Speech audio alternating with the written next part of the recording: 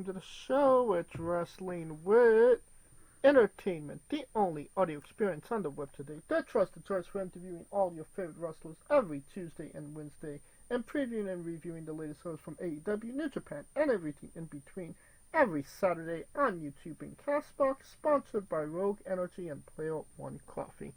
I'm, of course, your host, that guy, James J., alongside the leader of Squad Squad, Kaliko Yachts, who is not here, maybe later, and the American, Scooter Dust. Tragedy is when I cut my thing. Comedy is when I fall into an open sewer and die. And it was a good week for Wrestling Wit, as last week we interviewed Drea Mitchell and Alex Mays on two incredible interviews. Drea's first ever interview she's ever done. A hot topic on the independents right now. So you definitely want to go check those interviews out if you haven't already. This upcoming Monday, yes, it's the ending of the month again. We have Finn Corsa, our first interview from Germany, and he is actually a referee, not an actual competitor. We talk about that, being a referee, having to make some hard calls in the ring, almost getting murdered by Alice Inc., somebody that bled the hard way by Viva Sausage, and a lot more. So you definitely want to check that out. This upcoming Tuesday, we have Andrew Cass from my neck of the woods, East Bay Pro Wrestling. We talk about winning singles gold, tag team gold, his tag team partner, kind of breaking out on his own right now, and Nasty Nash. So definitely go check that one out. And then on the 28th, we have Johnny Pierce, the Cold Hard Truth. We talk about being the Cold Hard Truth. We talk about his tag team partner, now turned rival. We talk about Uncle Bob, Brutal Bob Evans, and his love of South Park. So definitely a lot to unpack in that interview. Definitely go check them out this upcoming week. But until then, here's some clips. So when Alice comes, I'm gonna take a step towards the ring, just in case, because Kenji was pretty sure. I'm pretty sure Alice is gonna be short as well. And Alice Yeah. is the fastest person I know, and I don't know why I didn't see this coming. And in her best Braun Breaker thing, she just ran the ropes at like 50 kilometers an hour, and I just saw her diving towards me, and I was like, oh no. And for everyone that doesn't know Alice Inc., she's like 4'5" maybe. And sorry, Alice, maybe 5 foot. She really isn't tall. And I was like, she can't jump that far. She definitely can. So she just dived. I mean, the dive looked normal on tape, but she clocked me in the face with the forearm. I'm not really sure how to transition into this, but can you tell us why there is a 3-minute video of you eating a burrito on your YouTube page? I can't. It's just there. So it's just, there's no context. It's just there. Nope. I just felt like posting it. Well, what kind of burrito was it, at least? I don't remember. Okay. What's your favorite South Park reference? Oh man, favorite one ever? I think it's the one where Cartman is on the Maury Povich show trying to convince everyone what a badass he is, and he's like, whatever, I do what I want. Is that also your favorite episode? There's so many to name. One of my favorites is the baseball episode where they're trying to lose because they don't want to play baseball all summer and they keep winning. And Randy keeps getting into fights with the other team's parents because, my dad used to go to my baseball games, and it's pretty funny, like, being on the other side where, I could go umpire a baseball game, and you'll see some of the parents, the way they talk about, the other team's players, and like, yeah, that's a good one. They get to like the state finals, and Randy has to fight Bat Dad, and yeah, that's one of my favorites for sure. Alright, September 3rd, we have Emilian Lewis, the 4th, Corvus, the 10th, Founder Jackson, the 11th, Nico Klein, and on the 18th, we have Zoe Cannon. I believe we're done putting ourselves over. No, Scooter? See, Right, I didn't believe we're done putting ourselves over. No, Scooter? no, we're never done, but we gotta move on anyway. Correct. Alright, it is also a great day for wrestling because we are wrestling with the news. And a big piece of the news this week was Zack Saber Jr. won the New Japan G1 Climax a couple days ago. Very interesting as Zack becomes the second ever Gaijin to win the tournament. And this was probably the least covered G1 Climax of all time, I would say. Well, maybe not of all time, but definitely in recent years. What are your thoughts on ZSJ winning the G1 Climax? It's funny because I was taking a look at the 1992 G1, and if you're familiar with that final, Masahiro Chono and Greg Root, in what's called Ricky's best match. But again, Chono ended up winning, and the fact that he brought up this that CSJ is only the second guy to ever to win the G1 as we know it.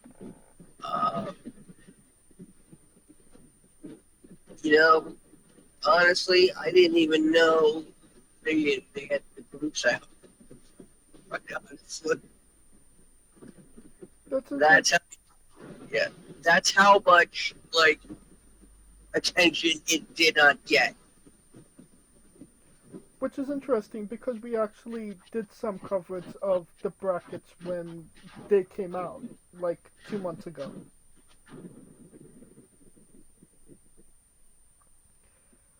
But yeah, but first and foremost, congratulations to Zack. He definitely deserves it.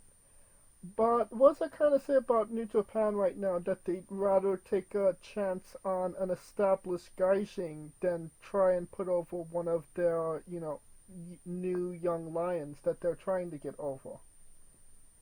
You also have to take into account that he doesn't want to take it into not Dominion, but he wants to go into Royal Quest. King of Pro Wrestling. He wants to cash in at King of Pro Wrestling. Yes.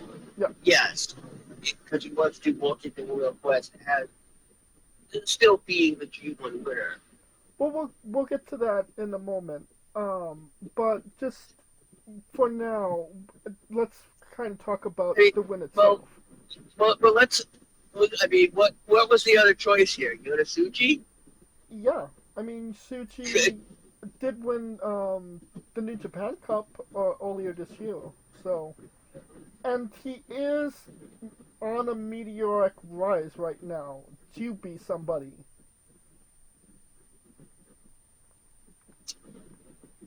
God, the meteoric rise these days. New Japan is kind of falling behind in that aspect. Right. And do feel like, first and foremost, this G1 shouldn't have been in the same running at the same time as the Olympics and SummerSlam. I do feel like that definitely cost them a lot of viewership. But is there really a lot to be talking about New Japan right now? It kind of feels like they lost their way when it comes to the way that they present pro wrestling. You know, if you want storytelling, the soap opera, you want the glitz and the glamour, you go to WWE. And if you want just raw, passionate pro wrestling in, a sports type atmosphere, you watch New Japan. And it seems like New Japan has lost that in the last couple of years.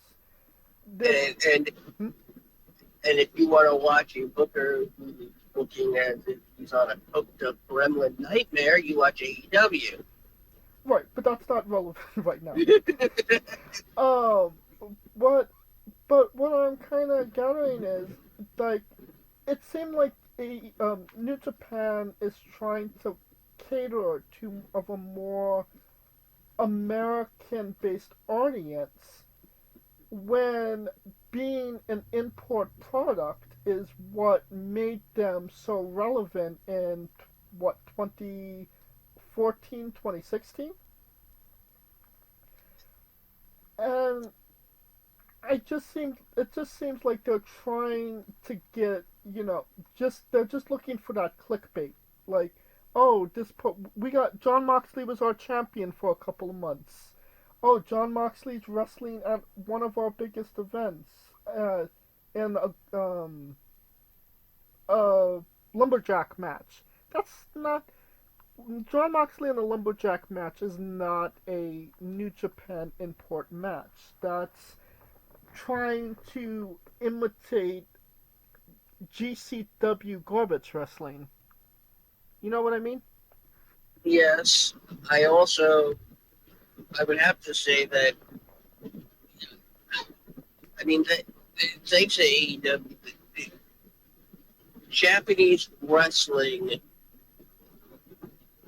has kind of flooded and oversaturated the American market. Whereas it used to be,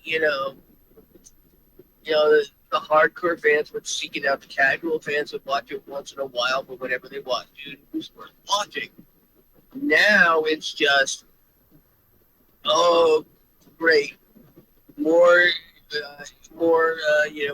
New Japan stars on AEW. That is what AEW's bane of their wrestling existence is here. They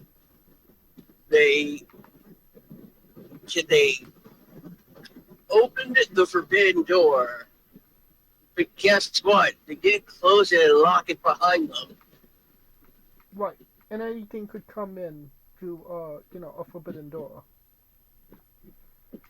So, But eventually, that forbidden door, it just becomes a door. right. So you're kind of saying because AEW brings New Japan stars on regularly, it kind of makes New Japan less special when they do come over.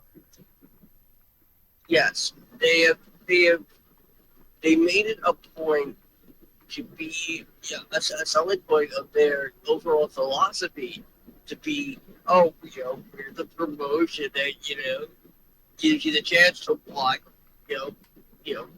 New Japan in a real, or global setting.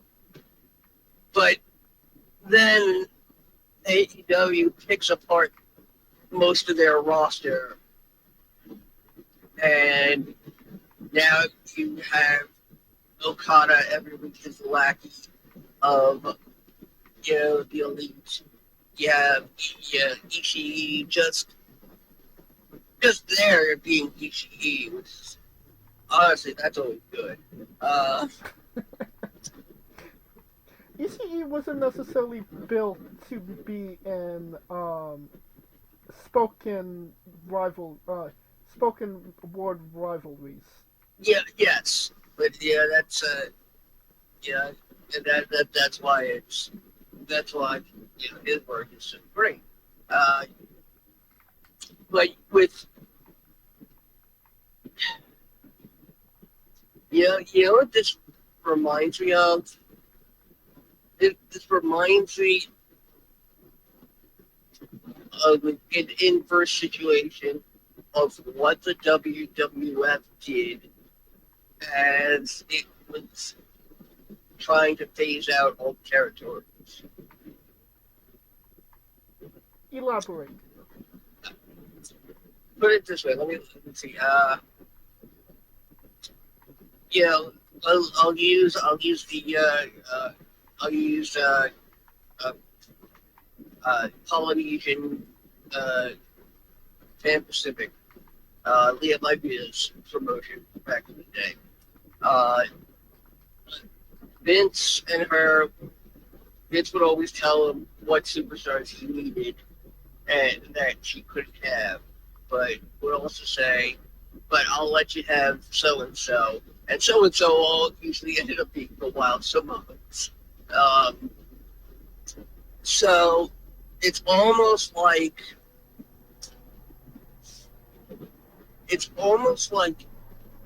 New Japan has got themselves in, I don't want to say a contract or a deal because that's not the right way to say it, but they're in a situation with AEW, but basically AEW has they're the big bully in all of this essentially, and New Japan now doesn't have the strength to take their market and their product back. Which is weird because New Japan, a couple years ago, they were the big bad number two that could have actually, competed against WWE. And now it just seems like they're really just self reliant. They're leaning on AEW to get some buzz on their company. I mean, yeah, with the WWE working with Noah and All Japan, which is, slowly coming back, you have to wonder if the writing on the wall wasn't seen by anybody who wasn't wearing New Japan blinders. Right. It's like AEW said, okay, you know what? For as the most condescending thank you ever, they said, okay, we'll let you have Zack Saber Jr. win the G1.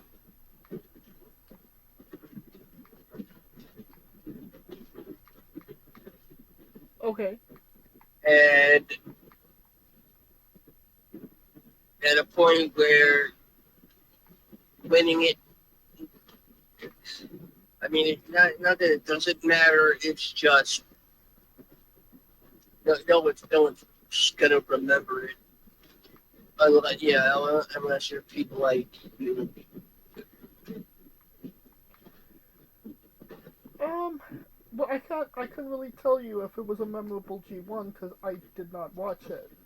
No, I mean, just the winner only. Oh, okay. Well, I mean, usually people are pretty good with who wins the G1. Yeah, but I mean, if you took a survey of wrestling fans that watched New Japan consistently, what percentage do you think would be able to answer you yes by saying, if you ask them, do you know what consistently happened in this year's G1? Probably not. I mean, it's like over 100 matches. But I feel like that's just in general. I mean, but yeah, it's the same thing with any organized sport. I mean, you know, with other professional sports, it's over. Baseball, it's over close to 1,000 games. Well, it just this definitely didn't have the New Japan definitely doesn't have the shine that it used to have. I want to say that they may have given Zack this the trophy just to maybe get some buzz or get something, and this was on literally zero forums. There was nothing on spoiler pages or anything like, oh, the G1 winner this year. Like, you actually had to seek it out in order to find it. I did see a blurb on Derwick about him winning or that he won. And then I was like, oh yeah, G1 happened. Well, like you said, after Zack won the G1, he said that he doesn't want to cash in his G1 contract rights at Tokyo Dome, Wrestle Kingdom.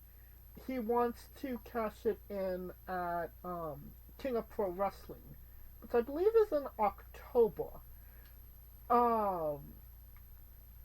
He wants to win it at King of Pro Wrestling because the next week there is a New Japan event in England, Royal Quest, and he wants to walk in as New Japan IWGP champion. At first I was kinda, that's bullshit. Why didn't they give Zack the Tokyo Dome main event? And then I kind of realized, even if Zack is in the main event of Wrestle Kingdom, he ain't fucking winning. Kenny Omega, the greatest Gaijin New Japan wrestler of all time, didn't win the main event of Tokyo Dome. So what shot does Zack Saber Jr. got of doing it? I mean, Zack Saber Jr. does have 25 centimeters more of his lower intestine than Kenny Omega does. Will you stop it? Yeah. Also, wasn't the G1 always an end of the year thing? No, it's always a summer thing. Yeah, why don't they go into it happens, and then there's New Year's Dash and Dominion, and then. Well, the G1 was for I believe it was 2 years straight. It took place in autumn because the Olympics was in Tokyo. But after there was no more Olympics, they went back to the normal format of summer. So 2020 and 2021 was in autumn. Maybe it's time to actually think about moving it to a different time of the year. I mean, it would have been appreciated this year, considering that it literally fell during the Olympics. But like I was saying for Zack, I do think that it's a good idea for him to get the match at King of Pro Wrestling. I mean, he's beating Naito time and time again. It wouldn't necessarily be a hard match for Zack to win. he wins the title. He walks into WrestleQuest on a week later as IWGP champion, and whoever they get to wrestle him at Wrestle Kingdom, he'll drop the belt. I mean, he'll have a good, what, like 3 month run with the title? Well, likely, but there's also another factor here. Even though it's probably quite, it's, it's a bit out, but Forbidden Door 2025 is in London. Did I know that? Did we cover that? No, it was just announced today. Hmm. So yeah, another pay-per-view within a 365-day period. I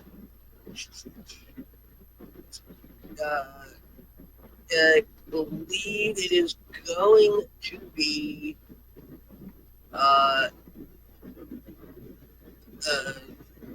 not. It's not at Wembley. It's going to be most likely the O2. How could they do the O2 when WWE clearly has, deals with O2? I mean, they're not going to. They'll be idiots if if they try a second show at Wembley.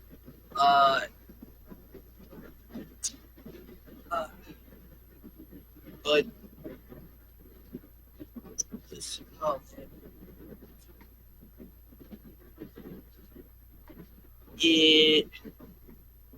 With this, and it's still being, advertised as AEW and New Japan present Forbidden Door.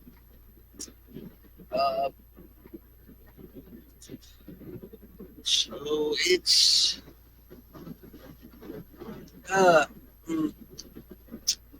with that and everything else, in between,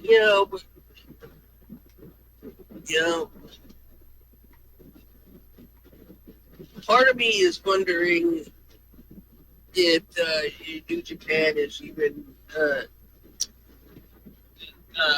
sustainable anymore as a market outside of Japan. They definitely have to rethink their strategy because what they're doing right now isn't necessarily working, and it's not necessarily making me want to watch either. But you mentioned Forbidden Door London. England's getting really spoiled with all these PLEs, no?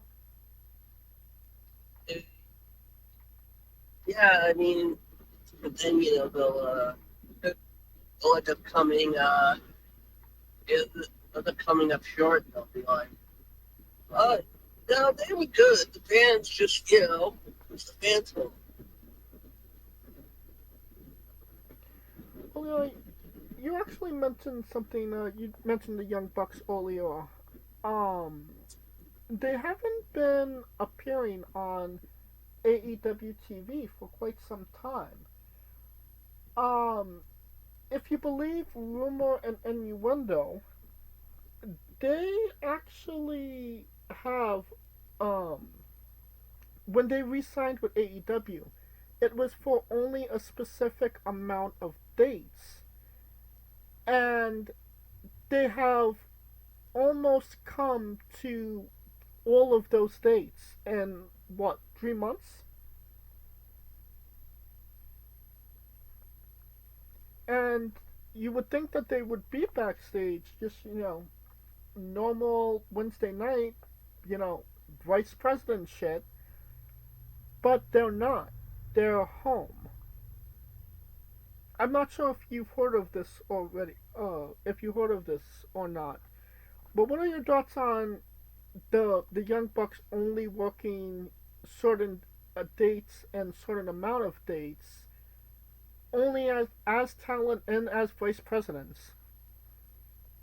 Yeah, well, if they're first of all, one that's fucking ridiculous. No vice president.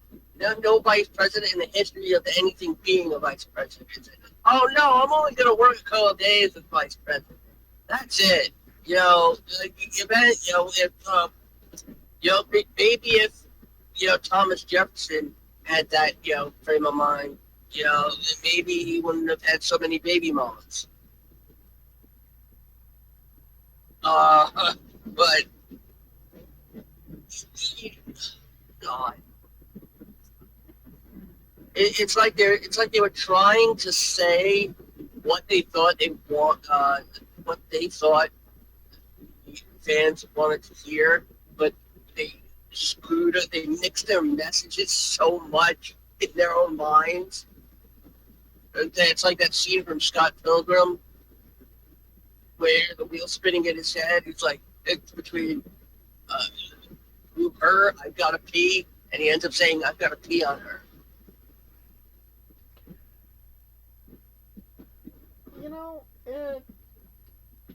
And the weird thing is, obviously Tony wanted to sign them back because, vice presidents, Cody's gone, Kenny is not even, remotely ready to be in a wrestling ring.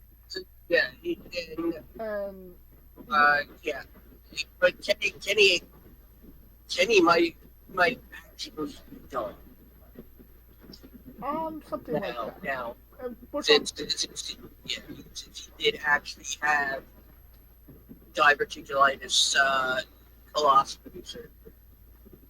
and we'll talk about that in a moment, but Yes. I can understand what Tony was. Well, they're literally the last men standing. I can't necessarily let them go because that doesn't look good for me. Everything else notwithstanding. But even with that, what did the Young Bucks really have as leverage at this point when it comes to negotiation? I don't see WWE wanting them at this point. Maybe TNA would take them. I mean, they are the land of the lost at this point. Yeah. They'd love to go back to being Jeremy and Max of Generation Me. Right. They get a new gimmick. I believe in Mark Henry. So yeah, I don't necessarily like that. They don't really have a lot going for them and leverage like, hey, these guys are offering us X amount. I mean, Ring of Honor isn't a thing anymore, so it was real. And in my view, they really didn't have anywhere to go but stay with AEW. No. They did the one thing. Probably no tag team should ever do, and that's stay together for their entire career. Do what with their entire career? They stayed together. None of them ever took a chance at a singles run. Yeah, that's true. And that is what that is the second reason that's killing, because they can't stand out as singles competitors. There's nothing to them as singles competitors. They never try to develop any other personality outside of being the Young Bucks. They felt that was enough to get them through. Yeah, and they have shot themselves in the foot because of it. Essentially, they're now the Hardys before the Hardys actually started winning matches. That's such a weird thing to say, but so true. Well, you know what? Maybe we could dig the Jinx Brothers costumes out and we could put the Young Bucks in them. You don't remember the Jinx Brothers. 1996, on one episode of Superstar, there was a team known as the Jinx Brothers. They essentially looked like Japanese superheroes, or like Power Ranger monsters, something like that. And it was Matt and Jeff under the masks in the costumes. The more you know. Yep. Well, let's talk about Kenny Omega. Like I said, no timetable for him to return. They thought maybe ending of the year, but it seems apparently that his body isn't really responding well to working out, and he's doing some moderate exercising, but not the level he needs to be Kenny Omega. Can Kenny Omega just come out and do like normal matches, or No, not. Okay, coming from someone who at one time was mere days away from having the same surgery, Kenny has had part of his lower intestine removed. Now, for something like Crohn's disease, colon cancer, or ulcerative colitis, two of those which I have, and colitis and Crohn's, that's an expected procedure that at a certain point, and that's when you get the colostomy. For diverticulitis, though, diverticulitis is usually manageable. Surgery is usually the last way you want to go about remedying diverticulitis. And keep in mind,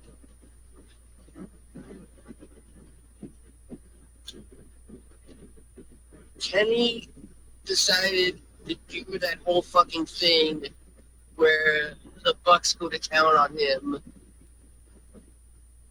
with a whole number of stupid fucking spots. And that's the thing you don't realize, is that when the abdomen is as inflamed as it is for diverticulitis or anything, well, one good shot can do a lot of lasting damage.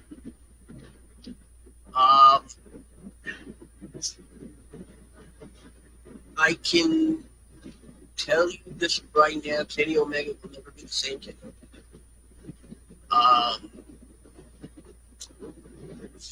He will not be as fast, he will not be as daring.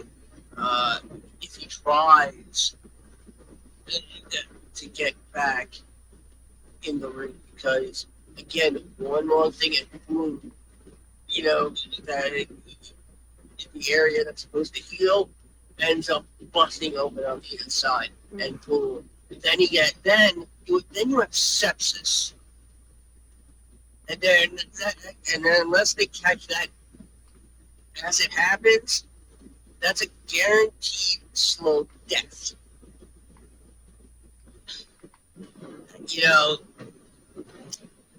There are times when pride and health,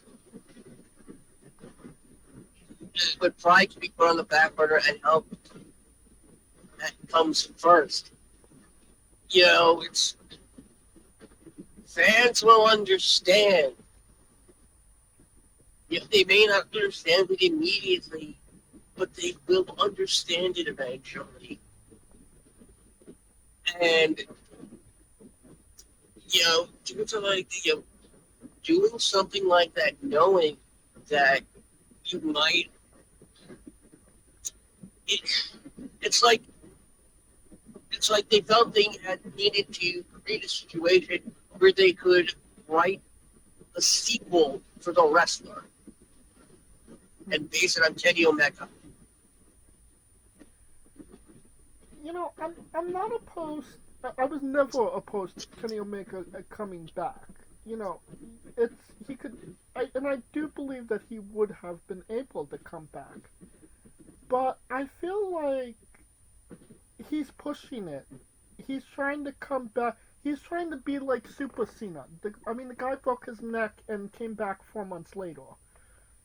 You just don't do that, especially with Crohn's, colitis, things of that nature. Go get your health down first. Become healthy. Try and just live as a human being, because that could be just living as a human being is a big adjustment when it comes to that stuff. And then maybe in a couple years, 2-3 years down the line, yeah, you could come back to the ring, get your feet wet. Shawn Michaels was out for what, 4 or 5 years before he came back. Paige, Edge, Daniel Bryan, it took them years before they were allowed to enter a wrestling ring again. It doesn't have to be, 6 months, 9 months, a year. You can take more time off. It's okay. And I feel like he feels like he's on a clock to some degree. Like, he has to be back at a certain amount of time, or he's forgotten, or he can't wrestle anymore, or I know he's not, that as young as he used to be, but he's definitely not as old as he could be for pro wrestling. You know what I mean?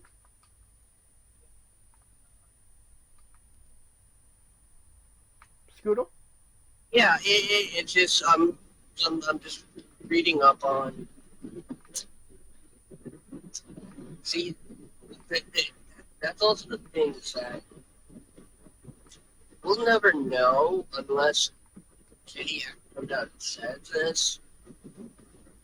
How close was he to an actual full-time return before he decided to do that whole return and get taken out alongside Cody? I don't think he was, honestly.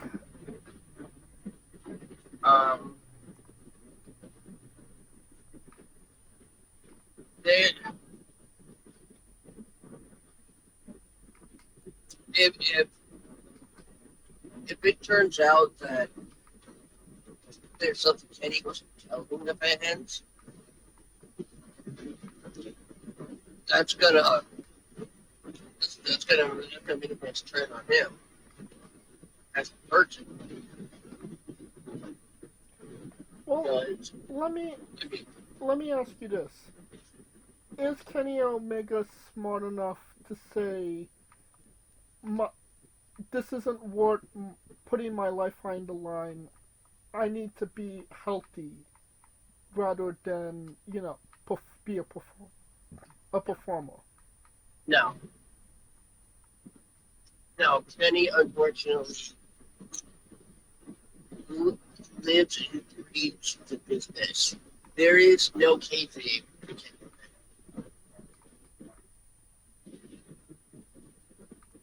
That's unfortunate, because I really don't want Kenny Omega to get hurt or, not have a good way of life, because he couldn't get past chasing that dragon. That would be unfortunate. Well, and this is something a lot of people don't talk about, is that Yeah, in wrestling, there's a whole, there's that bad part to the addicts, most sorts of problems. But there's also the opposite end of that with people like Kenny Omega, who are addicted to never slowing down.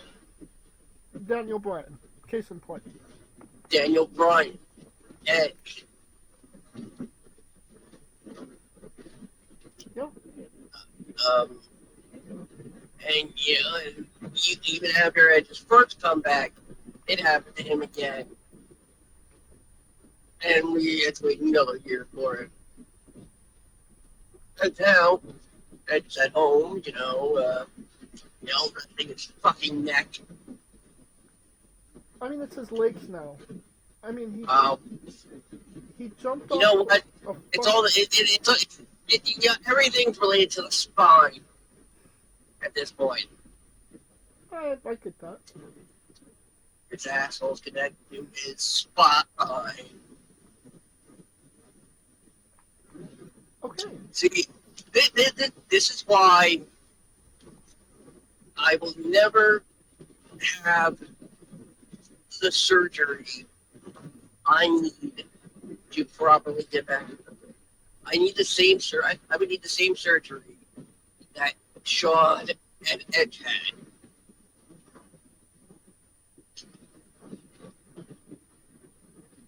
Right. I'm kind of glad that I would need that to get back into the ring. I ain't never gonna have that surgery. Let's get to our next bit of news. World's End the AEW pay preview. Taking place this December 28th in Florida. Well, WWE just announced a holiday live event on the same day in the same area. What is WWE doing here? Are they kind of causing? Huh? They're gonna roll out the Generation X tank, like they did for WCW back in Virginia. If AEW is smart, they do that. I mean, they're actually going to be live recording. So, it's going to be viewed by a lot of people. But, the WWE show is just a live event. Now that meeting between Tony Khan and Shane McMahon seems a little bit more ominous now, doesn't it?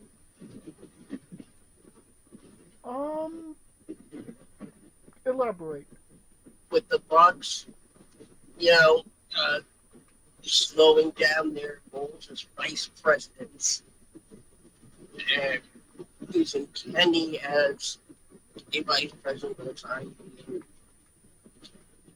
I can't really help but think that maybe Tony Khan is going to Shane for advice.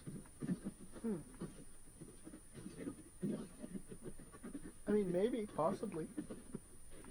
And anybody who's seen that picture of them in that airport lounge with like deer and headlights.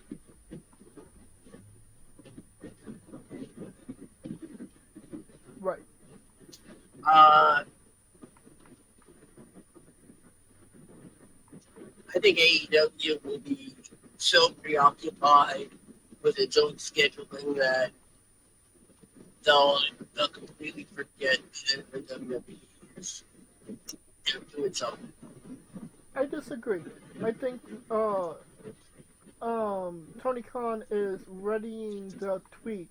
We outdrew WWE in Florida on competing on the same day. Oh, Cody, you couldn't beat us this time around. Sorry, pal. Better next time. or something like that. It's going to be bitchy, for sure. But we're always shitting on AEW when it comes to, well, they only do maybe like 3,000 people in a 20,000 seat arena. Um, their paid previews actually do pretty well. They get maybe 10,000. Um,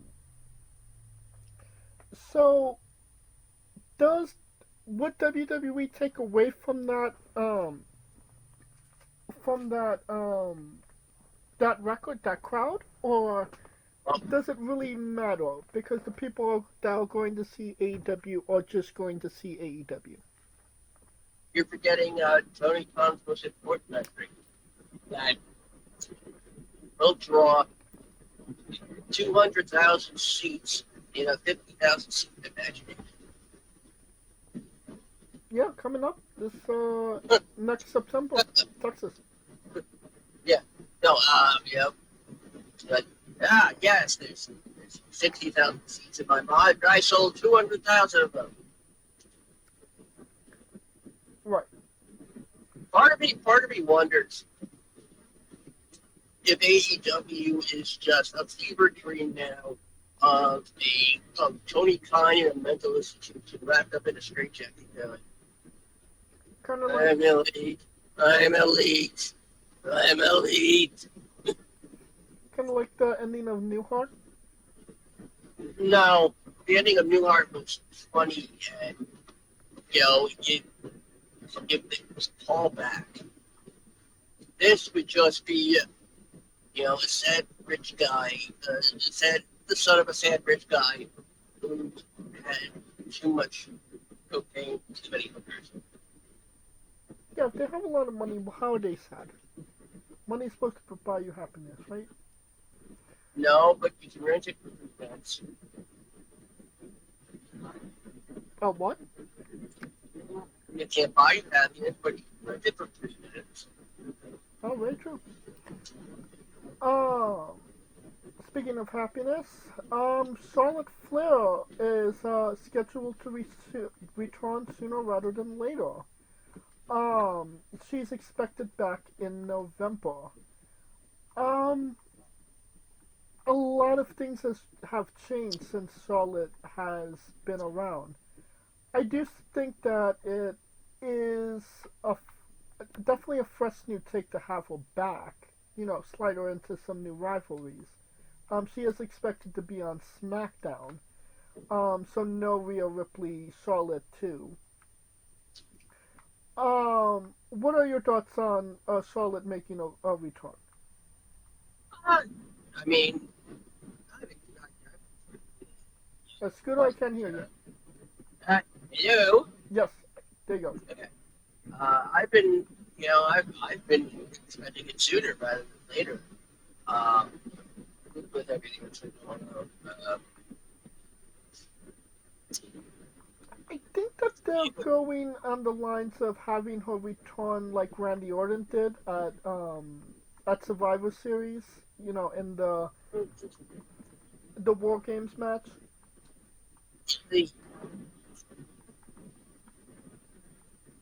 Yeah, but if they put it off to the Royal Rumble, is Charlotte, the guaranteed winner, like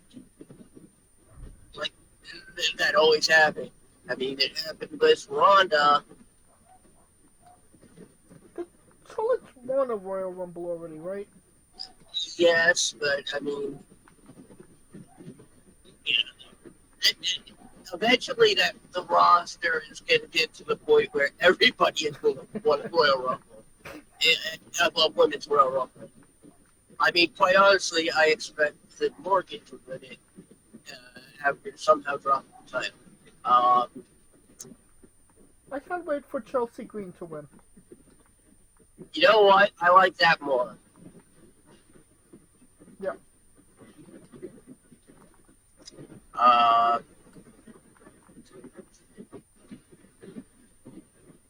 It's gonna be interesting because they still have what, how many 4 title reigns left for her to get to Rick's, right? 12. Right. Something like that. So it's open. Do you do Charlotte versus Tiffany Stratton right away? Or is that a big money match that we should maybe save for a big event?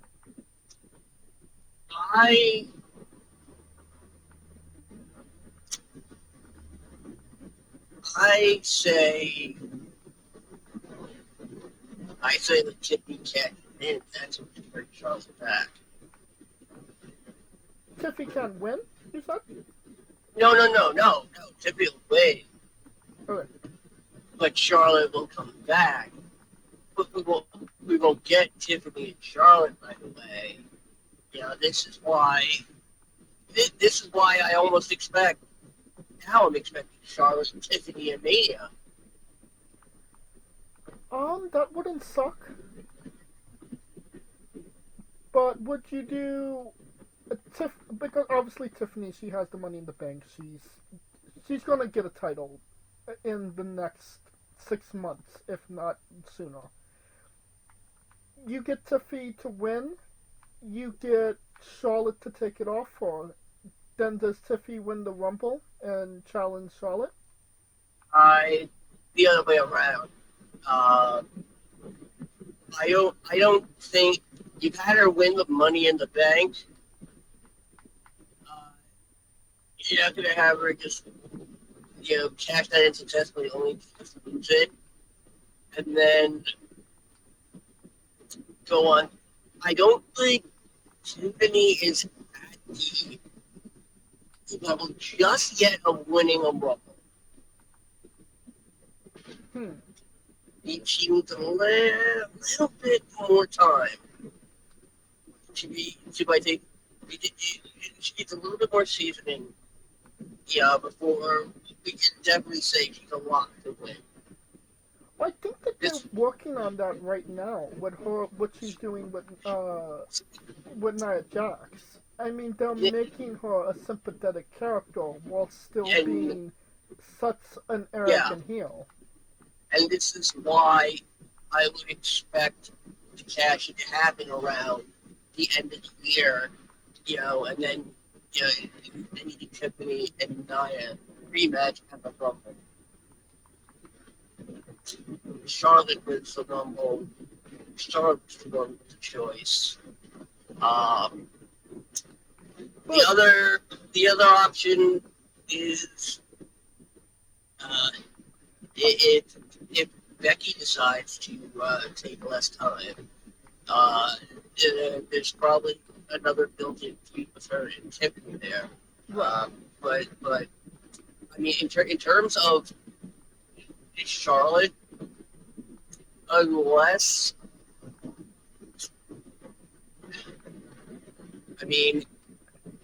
there's nobody left for Charlotte to have a grudge with. I mean, we could have Nia, we could have Bayley, but we've seen those matches before. We've gone down those roads. And you mentioned Charlotte winning the Royal Rumble, challenging Tiffy. But then you gotta have to question, why wouldn't Charlotte have gone for Rhea? You know what I mean? Well, it depends on where we are in terms of how everything is progressed. Because honestly, I would not be surprised if we actually end up getting Rhea versus Dominic. So. Oh my god.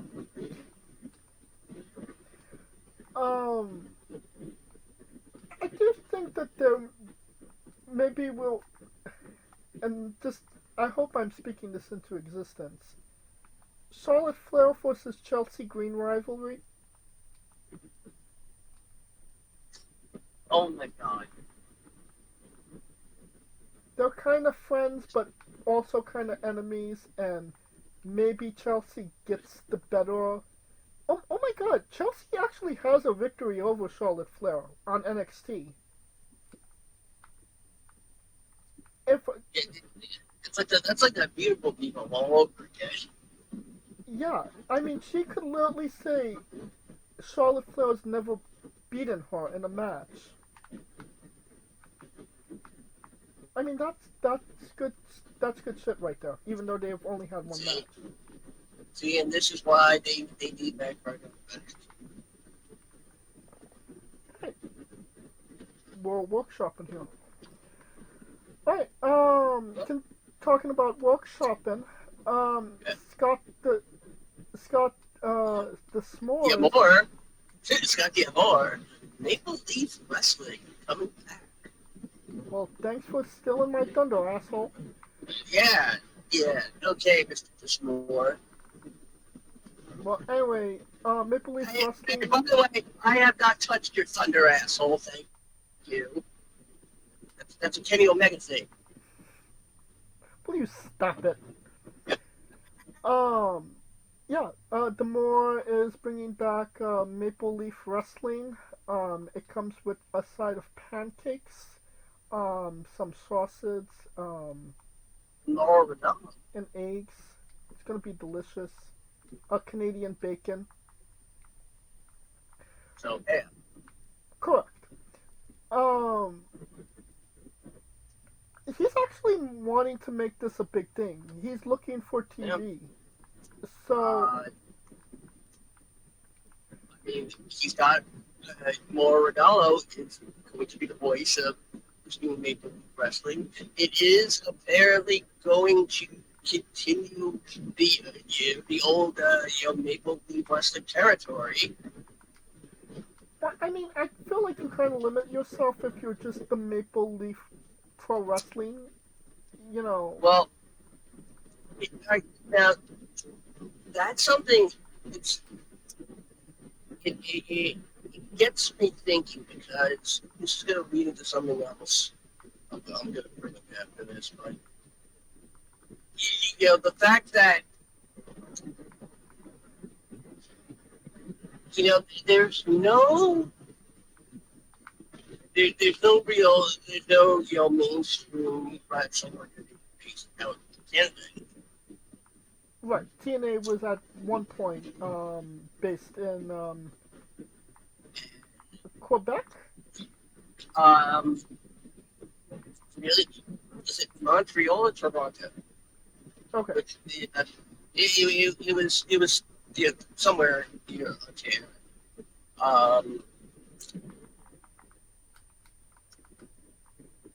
With that happening,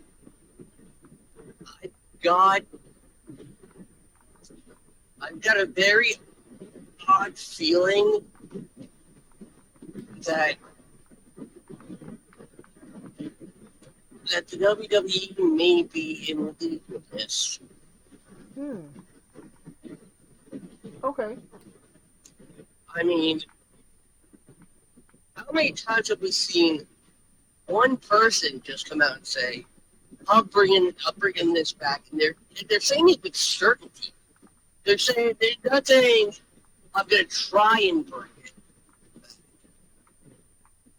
It will be coming back.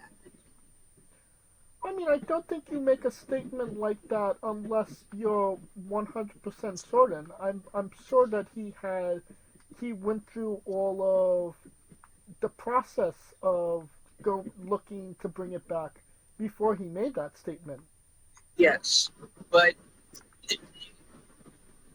I find it interesting that it happens around a certain time that something else kind of monumental happened in another promotion based out of the country to the south of the U.S. And I'll bring that up after we're finished with this. But Scott D'Amore, I originally thought the story was, he signed with AEW. I'm like, damn it, that would be nice. But then I was glad I read it wrong. Yeah, Maple Leaf Wrestling is. I mean, you and I are not Canadians from Canada, so that type of nostalgia is just a nostalgia we won't ever know, sadly, unless we're reincarnated as Canadians. Correct. But it's good. It's going to be very interesting because Scott D'Amore knows how to book. He knows how to run a company. And I don't think he will have a problem finding people that want to compete for him. Right. I feel like maybe half the TNA roster might be going to Maple Leaf Wrestling after their contracts expire. You know what I mean? Mm. Yeah. Or at least they'll be allowed to. I don't think that the issue here isn't can Scott D'Amore book. Obviously, that's been proven. He's gotten us back into watching TNA time and time again. It's a matter of the finances and who is his players. He already announced that Kushida will be a part of the company. A couple of AEW stars.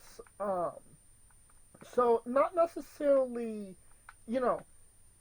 base people that are going to be contracted exclusively, but people that are going to be performing for other promotions as well. I mean, I find it funny that it's another MLW. Right. So I feel like he needs a stable roster. And it doesn't necessarily need to be, the highest profile names. But, you have to have guys and girls that are going to be able to tell a good story and work in the ring. They are out there, 100%. He just needs to get the right combination in order to build the company to the point where they're making money and they can afford, somebody of a higher caliber. You know what I mean? Yeah.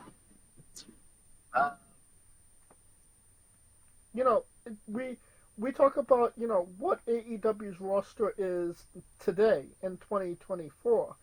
Until you realize that when they first started, they had Joey Janela, Sonny Kiss, and,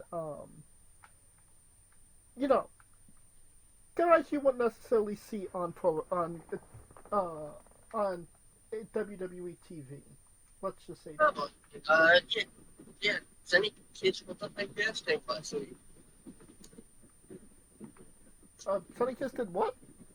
Filled up my gas tank. Oh, that's good. He landed on his feet. You didn't understand. It's weird. Was he stealing your thunder, Scooter? I can't do a handstand for my life, so no.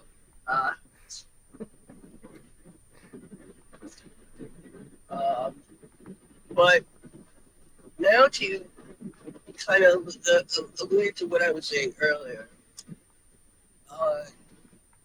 let's piece it in because this is why I'm equating the WWE is kind of probably the financier behind Maple Leaf Wrestling. And, of course, the former Dolph Ziggler, a.k.a. Nick Nemeth.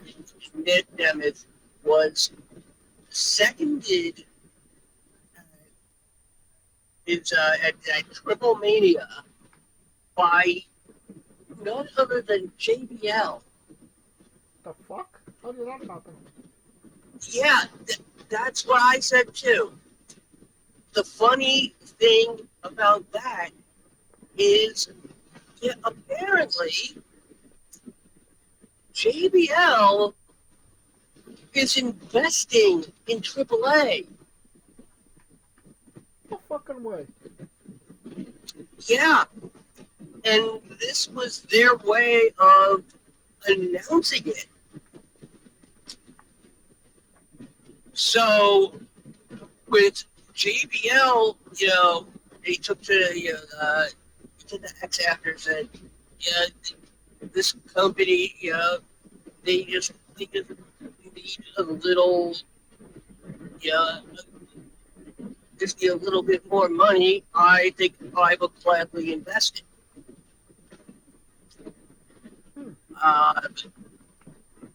So, I mean, again, Nick Nemeth is the TNA champion. Yes, he is.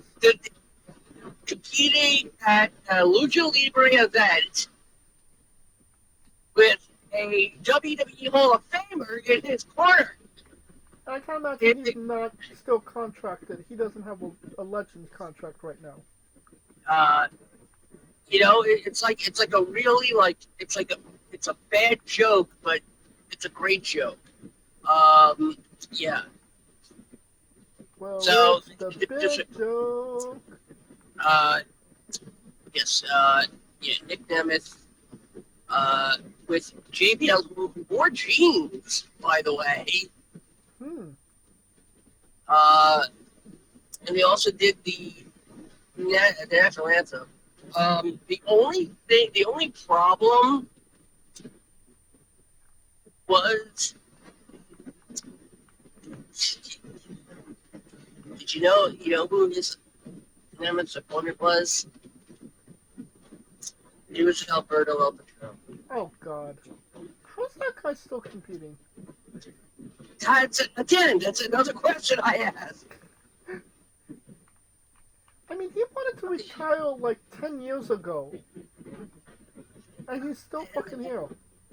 And then there was that little fracas with the law. Which one? Yes. Well, I'm glad that AAA rehashed old WWE 2010 rivalries. I mean, okay, yes, true. Well, but I'm really nostalgic for 2010. Said fucking nobody. Okay. I will say this though. Alberto El Patron doesn't look like a crack addict anymore. But with the way, Maple Leaf Wrestling is happening up in Canada, and JBL getting something together, doing something with AAA in Mexico, and with WWE and NXT and TNA working in the middle. It's a delicious Oreo cookie. It is a delicious Oreo cookie.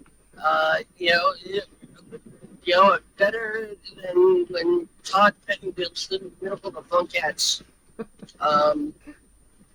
I feel like an Oreo cookie. What's your dated reference of the night?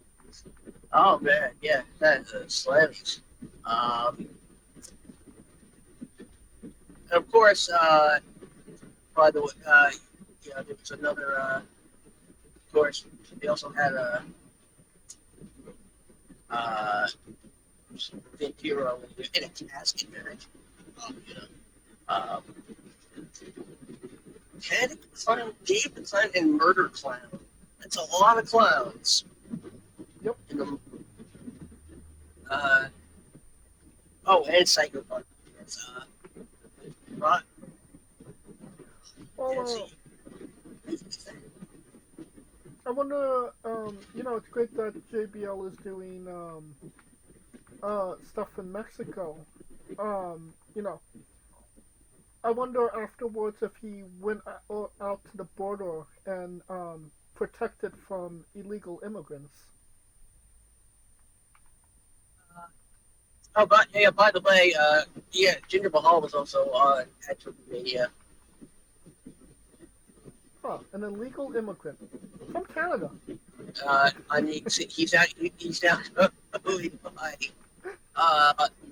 He's now going by the Maharaja Raj Desi, and he teamed with Satnam Singh, accompanied by Jeff Jarrett. Oh God. Oh my God. Oh. Oh wait. Oh yes, and of course. Oh yeah. Fat Riddle won the AAA Cruiserweight title. Matt Riddle? Yep. Where the fuck is he a cruiserweight? After smoking a lot of. Well, this seems like a missed opportunity for a chance to bring back the remix. Honestly, like it sounds like a fun show to cover. I mean, if I could find any place where I could actually watch it, sure. On the high seas, where they say "ah." By the way,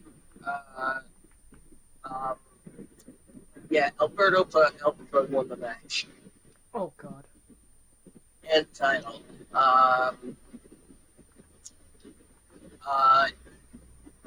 This was like there was numerous tournaments, like trios, like Team USA versus Team India versus Team Mexico versus Team Border Patrol or something. There was a lot. I mean that Triple Mania is their WrestleMania, so Yes, and Vampiro is apparently on his 35th retirement tour. Congratulations. Two more and you get a free sandwich. Another man, when he wasn't there though, Ric Flair? no, I don't think he could handle this, and that's Rich Swann. Alright. Lots of things happening in Mexico. Rich Swann was arrested and booked for not the good kind of books. And Big Swole did not come and bail him out. I thought he was married to Sue Young. Wasn't he married to Swole? No, Swole is married to Just Alexander. Cedric. Yeah. They all look the same. Wow. There. Yes, all those women look the same. You're saying that an undead bride Asian lady looks the same as a swole black woman? If I've had a couple of bottles of Southern Comfort, yes. Let's get out of here before you get canceled. I'm already canceled. That will conclude our coverage of the news, and now a quick word from our sponsors. So, Rogue Energy, the only gaming drink company in the world with 4 unique product lines to suit your task at hand, whether it be juices, shakes, smoothies, and everything else in between. Their low-calorie, no-sugar energy formula is the perfect alternative to sugar-filled canned energy drinks and sodas. Their extreme formula provides the most energy, focus, and sports performance possible. Their hydration line offers focus, ingredients without the added caffeine. Drink it anytime you're thirsty. And their shake formula is so delicious. Who doesn't love a cookies and cream, 0-calorie Energy milkshake. First and foremost, they've designed every Rogue product line with performance and effectiveness in mind. It is critical that you look at the nutrition panels of drinks when comparing options. There are countless off brands out there that are presenting low quality, poorly dosed formulas that amount to expensive caffeine water. Every formula they produce is designed with optimal levels of high quality ingredients. Additionally, you won't find a powdered gaming drink brand that dissolves better. No need to have chalky textures in your drink. Their taste profiles are unmatched, specifically designed for gamers, athletes, students, entrepreneurs, people with hectic schedules, individuals with low energy, podcasters who can't shut up, people who are health conscious, and so much more. Great as both a pre-workout and as a coffee energy drink replacement. Specifically designed every Rogue product line to be the best gaming drink on the planet. Rogue Energy, more focus, more wins. Use promo code WrestlingWithE for 10% off your next purchase. And we are wrestling with AEW All In. It takes place in London, England, at Wembley Stadium. God. Yes, it's tomorrow. Is it tomorrow? Yeah, it's tomorrow. Let's see. Joni, who cares? And there are 10 matches. 10 matches on the card. So it's a light show for them because usually they have 15 to 20. This is apparently going to be a punishment in the New Jersey prison system tomorrow. Yeah, I guess so. If they end up having to book you, they're going to force you to watch all day. Well, let's get into it. And the first match, it's going to be on the pre-show. The winning team will choose the stipulation of the match between Nightingale and Statlander at All Out. Chris Statlander and Stokely Hathaway versus Willow Nightingale and Tomohiro Ishii. This is a very one-sided match, no, Scooter? Also a waste of a fucking match. Oh, yeah, yeah, we're doing this match just so we can remind you that there's another pay-per-view next week. Well, at least it's not in the same week like they did last year, which is appreciated. Why is Anne Hathaway in this match? What? Why is Anne Hathaway in this match? Because they're making the Princess Diaries 3? Oh, that makes sense. It's hilarious that he's in the match. He doesn't actually wrestle and yet he's probably the best known out of these three people in. I mean, now, consider that Statlander and Nightingale are homegrown from my promotion. I gotta be a little bit fair to them. Not much, but just a little bit. But still, this is an absolutely stupid fucking throwaway of a match. He will clearly hit Hathaway with a back fist, and the match will be over. Right. Alright, that brings us to the first match on the actual card. AEW Women's World Championship match. Timeless Toni Storm versus the Glamour, Mariah Carey. Alright, we're gonna have the pussy-scented candle counter. Right. For this one. Yeah, we're gonna have the tits out alley board. as well. And we will be counting how many times people watch the show. Very true. Actually, We will also be looking for some hotline reactions as well. oh, 100%. Oh, this is definitely the match. It's so weird to say. If there was one match that I wanted to see from this whole pay preview, it would be this match. You know, obviously Tony is on the greatest historic run of her career, or for better yet, one of the best female runs of all time. And all she had to do was act like Norma Desmond from Sunset Boulevard. Right. And obviously, Mariah was a big part of. Well, she was a part of it, and now there's actually a blow off to this. There is actual story where she was betrayed by her understudy, and now she has to get her comeuppance, get her revenge. It makes Mariah look good, whether she wins or loses, and Tony's Tony. Well, you know what's going to happen in what Tony will think is the ultimate mind fuck. Tony is going to come dressed out as her old self.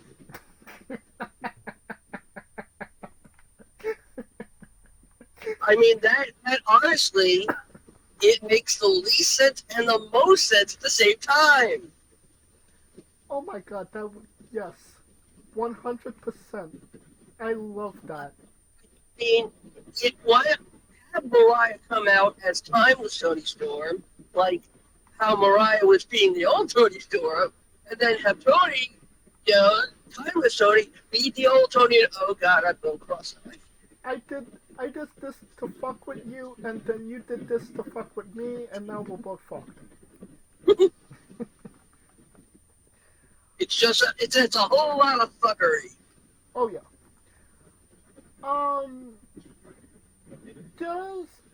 I do think that Tony's gonna win the match. I don't think they're ready to pull the trigger on Mariah at this point. The Tony will win the match. But that being said, do you think we're gonna get a return of Jamie Hayter? No. No. I think we may get a Bella.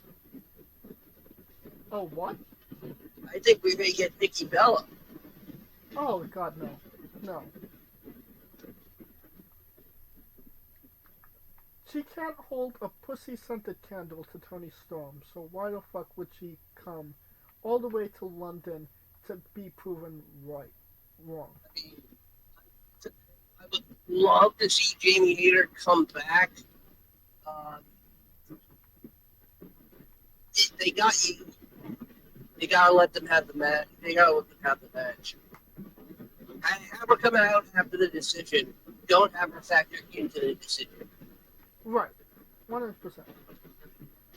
I mean, if there is no, Jamie Hayter return, it has to. Yeah. The match has to end with a kiss, right? Unless they're saving Hayter to turn on. Right. I don't think they're going to put Britt with Hayter, because I've heard rumor and innuendo that they had a falling out since working together, and they don't want to talk or work with each other again. Who knows? Huh? Who knows? Yeah. Well, Tony and Mariah, it has to end with a kiss, right? Started out with a kiss and ended up like this. It was only a and now we're being copyright struck. I mean, clearly it's gotta but it's gotta end like a really sloppy, on the mat, attitude era kiss. With some light petting, with some very peaceful groping. You want to and- emulate Jacqueline the last time that they were in England. yeah, you don't want it. You don't want to imitate Joey Bryant last time he was in England. Yeah, no. I mean, titty places. We don't need penis druids or boob Oh. druids or Oh God, the purple submission, the nipple twister. I mean, come on, we had a loaded ass plate. yeah, that was an actual thing that happened. Yeah, a loaded ass. I can't even say that in 2024. A loaded ass. I'm not talking about Billy Gunn. Tony or Mariah, who wins the match, Kudo? Yes.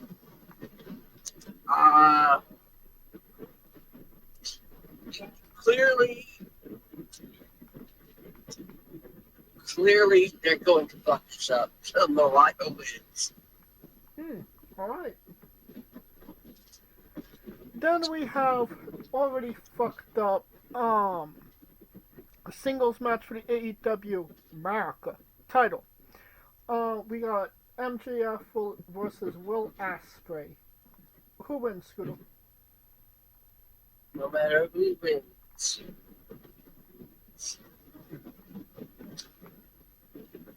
The question is who fucking cares? God damn, there was a point where I would have been like, God bless you, Max.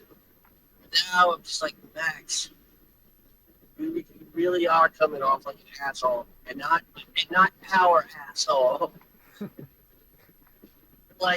And the fact that we don't want to cheer for Osprey either against you, not because not because we like him, we just don't like either of you. Right. Obviously Osprey's going to get a big pop. They're in his home country, so. If, considering they went in almost an hour on Dynamite, they cannot go longer than 5 minutes by AEW logic. MJF retains.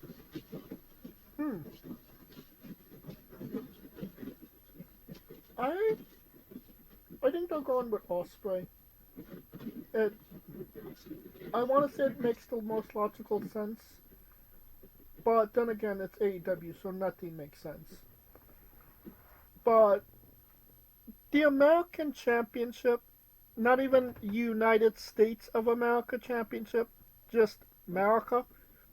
American Championship. That's the title has a nationality. It's fucking stupid. Oh, just wait until we get the AEW Swedish Championship. But yeah, Osprey wins. Now we have a coffin match for the TNT Championship. We have Jack Perry the Platypus versus Debbie Allen. Who wins? This is sponsored by Booties, Cough Drops, or Green Cola. Oh my God! They could have put Claudio in, and we could have had it sponsored by Ricola. Ah! Damn it! Damn it! Missed opportunity. Ah! I mean, honestly, at this point, Darby is he's right. I will always be a mid-Carter and proud, expression on his face. In fact, I'm pretty sure he's got that tattooed on him somewhere. Well, we do not know. Watch this have some sort of complete shady bullshit ending where they both fall through the lid of the coffin. This will end up in a no friggin' contest. Okay, so you're going with a no contest. Yeah. going with Jack Perry. He just won the TNT Championship, and from what I'm hearing, Darby is going to be winning the World Championship sooner rather than later. So it would make the most logical sense for Jack to win here. Alright, singles match for the AEW That Bitch Show Championship. Mercedes Monet with Chamomile Tea versus Britt Baker with the Candlestick Maker. Who wins, Scooter? Well, I never thought I would see it, but AEW, congratulations, you have officially changed the status of your women's titles. The TBS Championship is now the primary women's championship.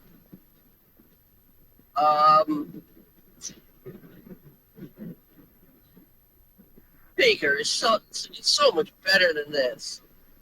Like, and better meaning that this needs to be challenging for the TBS belt.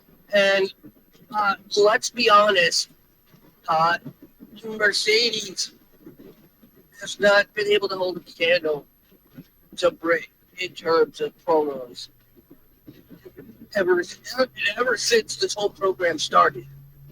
Right. So clearly Mercedes will retain. Oh, 100%. It can't be anybody else. I mean, they're paying her millions of dollars to be there. And Britt is, there for her boyfriend and a sandwich. Alright, now it's time for the We Forgot You Existed Gauntlet match. The winner receives a future AEW World Championship match. The entrants already announced: Freshly Pooped Orange Cassidy, Mark Briscoe, Kyle O'Reilly Parts, Hangman Pagey, Evil Uno Dos Tres Cuatro Cinco de Mayo, Of course, and Roderick Strong.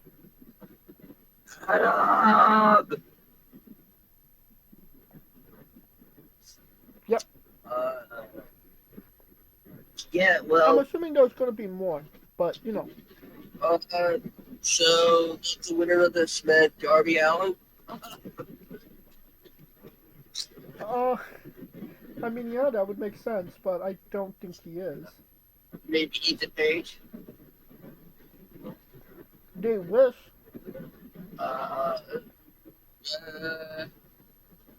Kill Switchosaurus. No. Madam Copeland. Oh, so Bet Copeland. That's it. That's it. It's Madam Copeland. Do you think you know her? Do.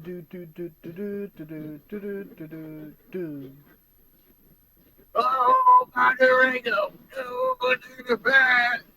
Oh. Were you singing the Drop Zombie voice? Yes. Red Group. It's Red Durango. Yeah. No. Monterego. No, but not a bomb. Ride a dinosaur. Open the door. Get on the floor. Kick back in everlasting hell. Yeah, we're gonna get sued now. Let's stop that. Boom, boom. So clearly, Orange Cassidy is winning this, no?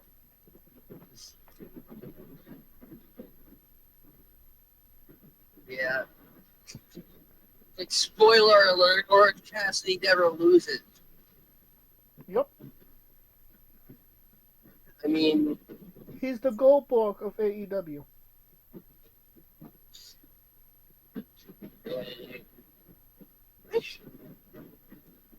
Huh? He's a token Jew? No. Well, is he Jewish? I don't know. I I thought MJF was the token Jew. Yeah, but MJF is like so patronizingly Jewish that he's almost un-Jewish.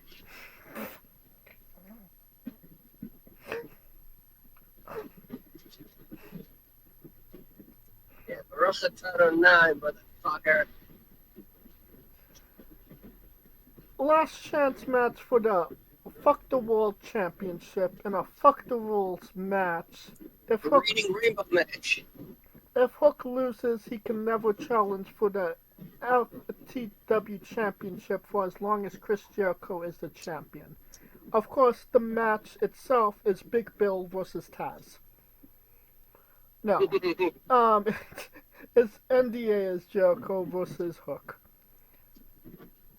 Well, clearly, Taz is finally going to put the katana on somebody again. Now watch them have Hook turn. Oh no. No. Yeah, Do not Well, speak that just- into existence. they will do something so stupid. They will kill the cold-hearted handsome devil right in his tracks. Oh god. No. Absolutely not. And watch it be a finger poke of doom. I really hate you for speaking that into existence. I hope that doesn't happen. Like, because you can see it happening just as much as I can. If I just randomly text you, fuck you, know that that's the reason.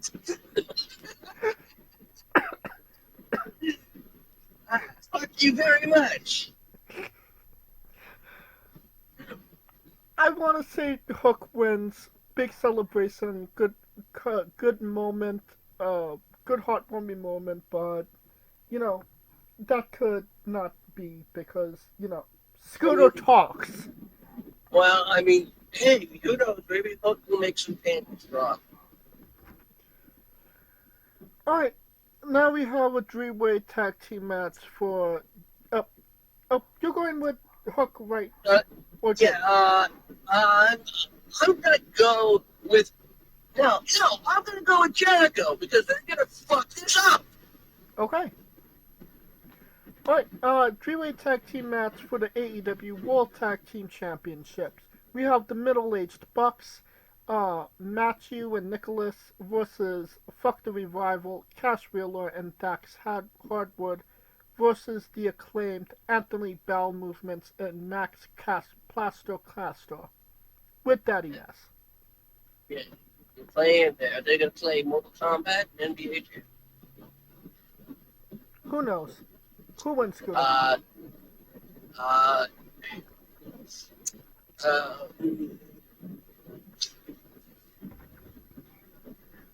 Let's see. Will the vice presidents win? No shit. No, FTR is on one of the worst ones in their entire AEW career. So, yeah, they'll put the belts back on the flames. And you know what? Max better come prepared with a good fucking verse. I mean, it's been so long since I've heard him rap. I mean, I know he does it, but I don't watch AEW anymore, so I couldn't tell you if he's done anything worth watching. I mean, honestly, the only one worth watching on AEW as of right now is Tony Storm, and you gotta shovel through a lot of shit to get to that diamond. And that's why I got into DVR. So you know what? Just put Max Caster with Tony Storm. Give him And 2 have him do some like black and white raps. You make that joke, but that would be good shit. It would. Yeah. And then, of course, then Luther turns on them. It's like, oh, but Miss Storm, you're associated with him? Oh, we don't mix with those people. How dare you, Luther? Don't you get by the color of his skin? No! The fact that he's a rapper! I knew you were going down. We only watch Mozart in this, we only listen to Mozart. Oh, who? Mozart. I kill a lot. Yeah. Alright, next match, a four-way London Lotto match for the AEW World Trios Championship.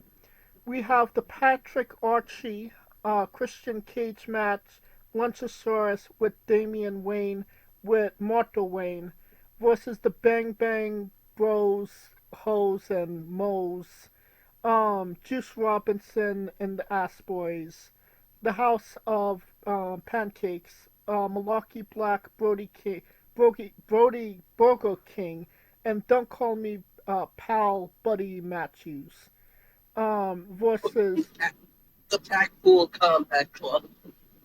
What's the Packpool or the Deadpool Combat Club? the Bastard Pick Pack versus with Claudio Ida Cannoli and Dord Wheeler Yuta. The combats. Yeah, the not so great Yuta. What the fuck is Pack with Blackpool Combat Club? Because Death Triangle doesn't exist anymore. I know.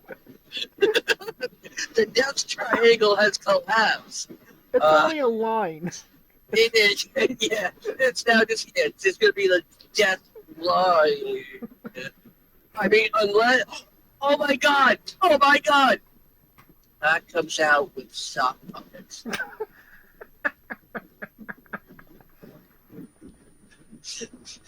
The left hand is Phoenix, the right hand is Penta.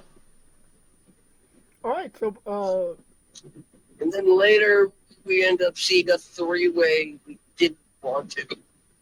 Yeah. Ray Phoenix getting the rub.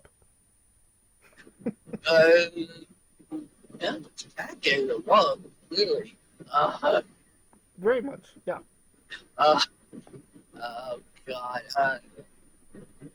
Although I do like Patrick Archie as a name. I'm surprised. Damn it, I've done that. Gang Bang Gang, House of Blackcock.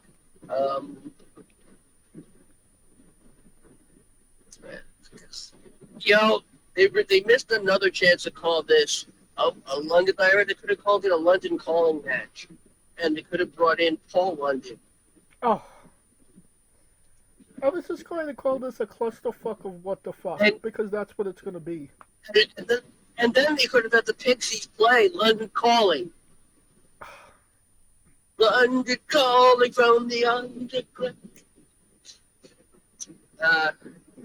Normally I would say that's a really lame idea, but considering that how much Tony Khan is a ham for shit like that, it wouldn't surprise me if that actually happens. Yeah, if Tony Khan knows who the Pixies are, well, considering that, he did buy, a red, Where Is My Mind for Orange Cassidy for a couple of weeks.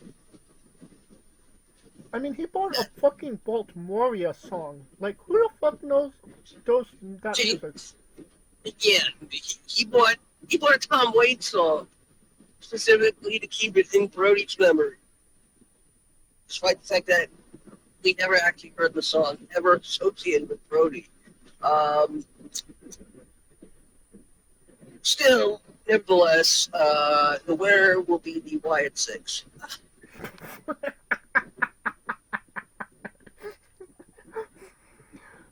Oh, yeah. Bo Dallas became Uncle Howdy just so he could win trios titles in AEW. Yeah. Fuck my life. Yes. That is the most sensible booking AEW has ever thought of. They didn't even think of it. Does it really matter who wins this? I mean, not really. I was thinking a Christian Cage match wins, but you know, that's Your move, Christian Cage match. right. I mean, it seems like the only logical step. I mean, What? you know, if they could do, oh my God, oh the next pay-per-view, MJF versus Christian Cage, the 3 Religions of Hell match. Will you stop it? First versus Christian Cage match. Then it's a Jewish Cage match. And then it's an agnostic free-for-all. Only at Violence at the Vatican, coming soon. Yes! Yes! We have our main event! I mean, I'm assuming you watch AEW. Who's the babyface in this match? The Jewish people. We're always the babyface. No, I mean the ladder match that we're talking about, the London ladder match. Who's the good guy? What's a good guy? The Palestinians?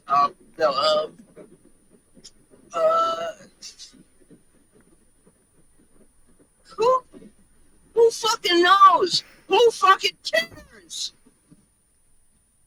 You know, I rely on you to watch AEW, so I don't have to. You know? Well, you know what? I'm constipated, so I don't give a shit about this man. What is the point of having an unpaid co-host if he doesn't do what you want him to do?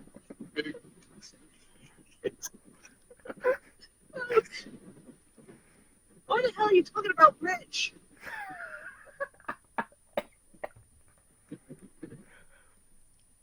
So, I don't even know who you said you wanted to win this match. I don't want anybody to win. I want the whole ring to collapse Okay. and take the trio's titles into hell with it. Alright, let's move on. Last match, title versus career for the AEW World Championship. Swerve Strickland with Prince Nana, hey, goodbye, versus Don't Call Me Brian Danielson. Who wins, Scooter? Swerve, clearly. And I will tell you how the finish happens. Win magic. Brie Bella crosses Brian Danielson the match? No, wrong Bella. Nikki pretends to be Brie. So she got a breast reduction? Or maybe she got, we had the loaded ass. Let's get the loaded tits. What are we doing? I don't know. Maybe Prince Nana will have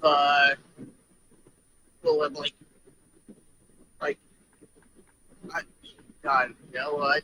I don't want to say this. I'm going to say, maybe Prince Nana will convince Bernie to turn on her father. I mean, we live in a world where -10 is a -1 is a thing, so Fight like a girl, Danielson. it's not out of the realm of possibilities at this point. You're really under the assumption that Brian is going to lose this match. Yes, because he is done at this point. There's a reason they made it title versus career. Daniel Bryan never wins a title. Bryan Danielson never wins a career match. Watch him win this one. Oh, Yeah. Brian undoubtedly will win this match. the question is, who? There's got to be some sort of. I mean, the only other thing I can think happening here is if no, Danielson's career will end. Page will have won the casino gauntlet, and he'll cash it immediately after.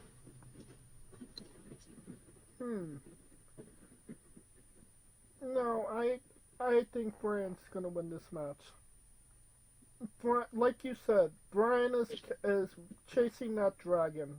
He's not. If I He's yes, not going but to stop until his ass is paralyzed. but he's working injured. And when has that stopped him before? This was always the plan to stop after this. But if I randomly text "fuck you," I know why. yes, Okay. Alright, so I'm very much pro Brian winning this match. You are very pro Strickland winning this match. We shall see what happens. I am pro living. I think we're all pro living except Brian, but that's another discussion for another time. I mean, hell, Swerve's the only man I know who could die in the ring and walk it off. Very true. Alright. That'll conclude our coverage of AEW All In. Join us next week as we do the full review of the show. God help us. Oh God, I need boots. I need lots of boots. Light them up now, because you're gonna need them. Alright, You want me to set my home on fire? I'm talking about a different light up. I said boobs. God, can't say lots. You're gonna need both. Trust me. That'll conclude our coverage of AEW All In. And we are wrestling with WWE Bash in Berlin. It takes place in Berlin, Germany at the Uber Arena. Everybody gets Ubered there. All of the catering will be from Uber Eats. Yeah, so it's an Uber event for sure. Yeah, I'm ecstatic that you put me on this event just for my birthday. Yes, they're very considerate. Yes. And it's also the Jeff Hardy birthday bash that TNA's for. Oh, they're doing So, okay. yeah. So, I'm going to be going back and forth. I'm going to be traveling from Berlin to Orlando many times throughout the day. That's awesome. And on that day, if I just randomly text message, just fuck you, you know why. Oh, alright. It's funny, just reviewing the AEW show, which is kind of like their match card is like a Jackson Pollock painting. Well, That's funny. So are my walls with the black light trim. Gotta love that art. And WWE is very simplistic. It's like that blue dot. I don't know who painted that. Carl Sagan. Yeah. Talking about the pale blue dot. Yeah. That's Earth. Yeah. It wasn't a. It's five match card, and pretty simple. Sometimes I wish that they would do more than just 5. But I guess, this isn't necessarily a main paid preview. They're just kind of doing it for the sake of saying that they were in Berlin, doing a live event. Um, what is your thoughts on the card as a whole? Well, if the only thing or two about Berlin, it's in a country that didn't exactly treat Jews very well in the middle of the century. Um, so they can't use the term elimination chamber over there. Correct. So the elimination chamber is always called the no escape match, which I'm not sure if that's worse, but again, the fact that I'm just glad they didn't call this hardcore Holocaust. Will you stop it? Hey, I can say that. I am allowed to say that. Just because you can say it doesn't mean that you have to say it. I mean, Tony Khan suggested it. But I mean, Tony Khan, do you really want to be I mean, associated with the ramblings of a madman on cocaine? I mean, that's why the hardcore Holocaust match is going to happen if I listen to Vatican.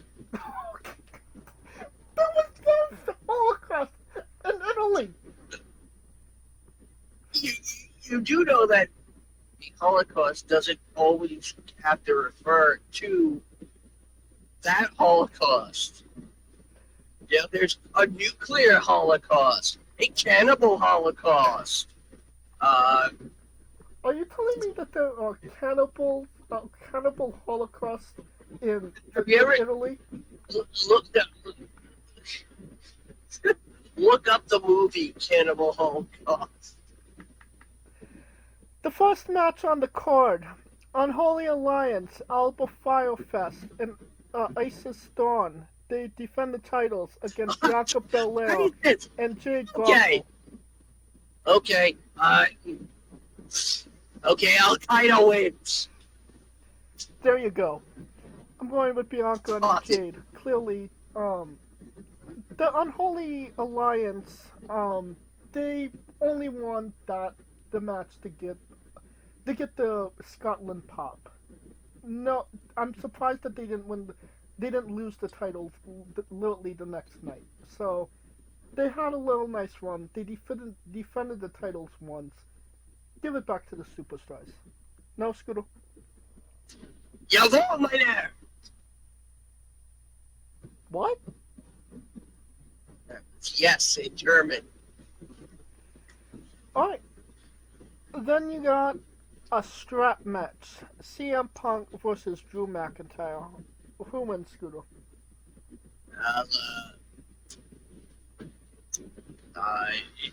This would definitely going to be a strap-on match.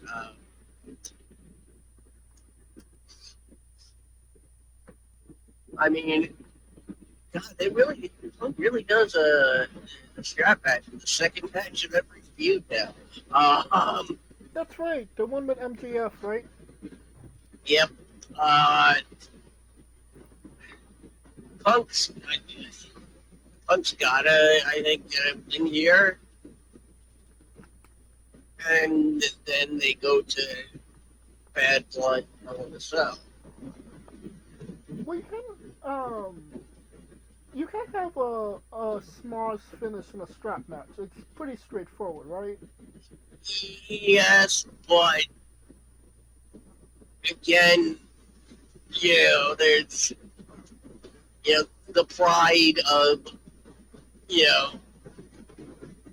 CM Punk and take into account, and the whole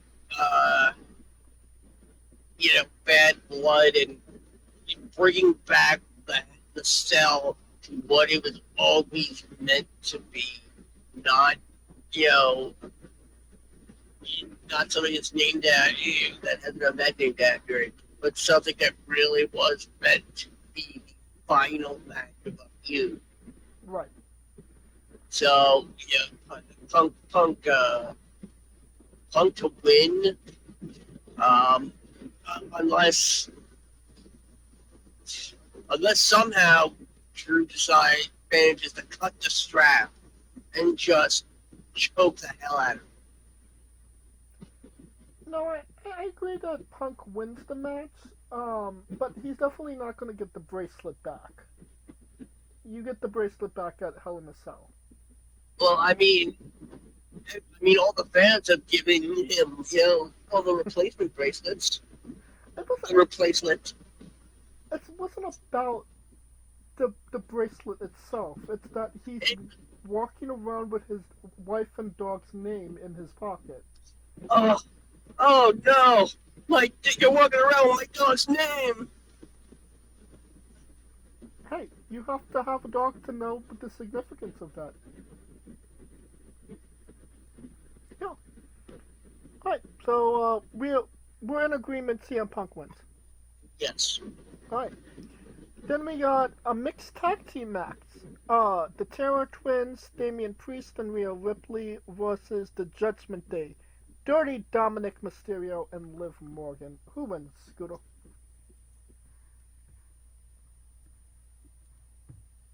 I mean, it seems like this is clear cut, but then I'm not so sure.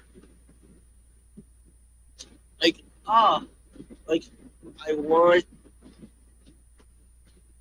kind of just want to see us keep going. Okay, so what are you thinking? I think Liv and Dom steal it. I kind of agree. I was thinking Liv gets Rhea for the roll-up. She puts her feet on the ropes and Dom holds her feet while she gets the pin on Rhea. Very nice roll-up. Right. I mean, can you have Rhea Ripley lose 2 matches in a row, or are they bold enough to give Dominic Mysterio a win on Priest?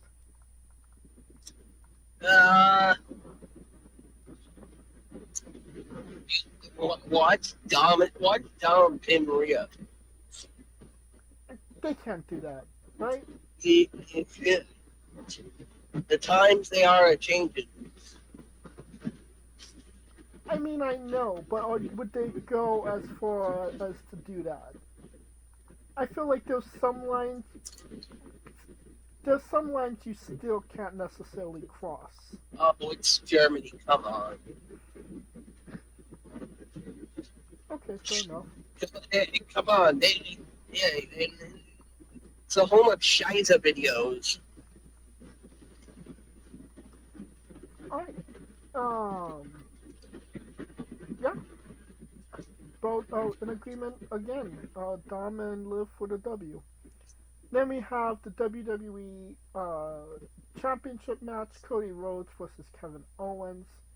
It's nice to see Kevin Owens getting a nod here, but we all know who's going to win the match. Just kind of feels like this is like a filler for something more down the line. I don't necessarily see Owens making a turn here. I mean, Huh? The whole thing is there. Yeah, that's what they were. The E-Town Down Under was going on about that. Kevin Owens was not a friend to anybody, and they even showed in the clip package they ran. They actually had footage of him turning on Jericho. Interesting. I'm sure they didn't get hit with an NDA.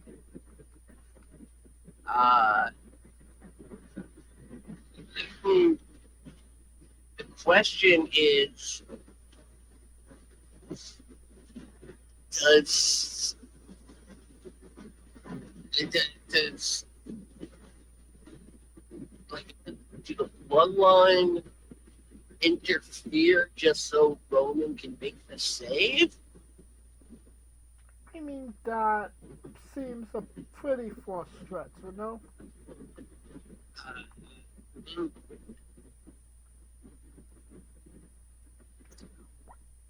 And you know, I honestly, I expected probably one more match to be added anyway. I expect some sort of battle royal anyway. So What about, obviously, what is his name?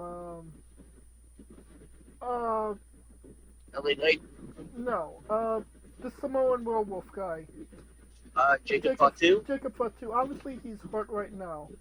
Um, but that doesn't mean the Bloodline can't initiate, freeboard rules. But I mean, they have. Secondly, first of all, and Jacob Fatu came back last week and put Reigns to the table. But, I mean, didn't you see he was wearing a boot?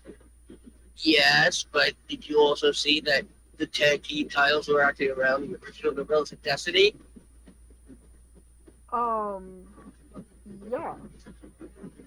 So yeah, pretty good rule is there already. But, I mean, actually put it into play with, you know. I feel like it.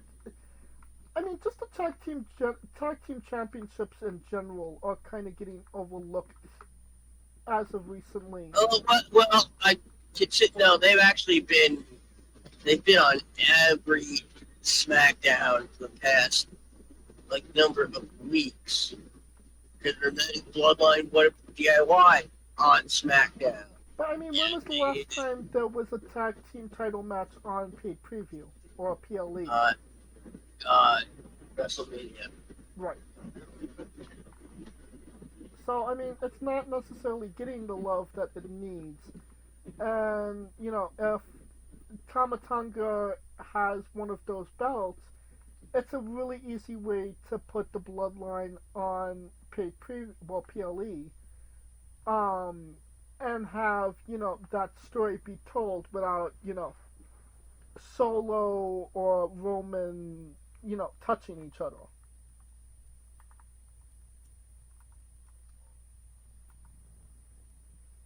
But do you going back to the match? Think Do you think that there's going to be a Kevin Owens heel turn here, or do you think that this is just a transition to get Cody to the next challenger for Bad Blood? I think it's to get him to the next challenger. It's just a matter of figuring out who that challenger is. I was a big proponent for them to bring that guy from NXT, Saba Odi. Femi? That's what I said. Have him come on SmackDown, challenge Cody, have a match between Cody and Saba on SmackDown, and have him beat Cody. Have people say, what the fuck just happened here? Have the title match at the next paid preview. Have Cody get disqualified in that match. Not that he beat Oba, but that he survived Oba. And then the next match you do the Texas Bull Rope match. Cody wins the match, doesn't necessarily pin Oba, so it keeps him protected. And They're not gonna do a bull rope match so soon after having a strap match. Watch them do it. You make a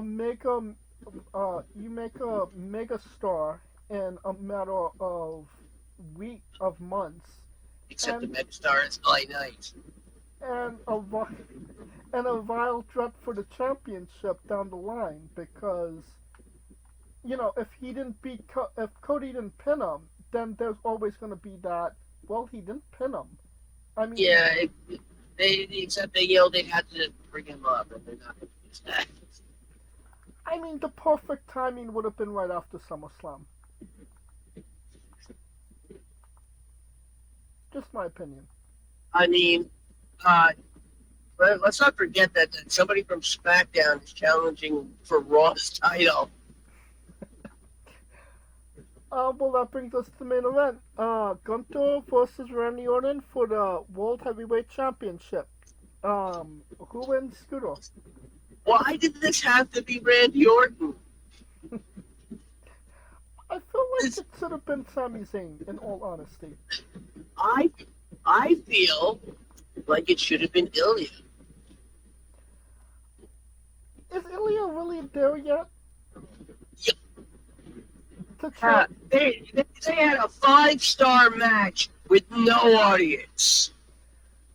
yes, but you're talking about NXT a couple years ago, where people weren't necessarily watching. But yes, I think Sammy should be one of the next contenders. By that, you could have also probably put Chad Gable in there too, and you get the Wyatts on there as well.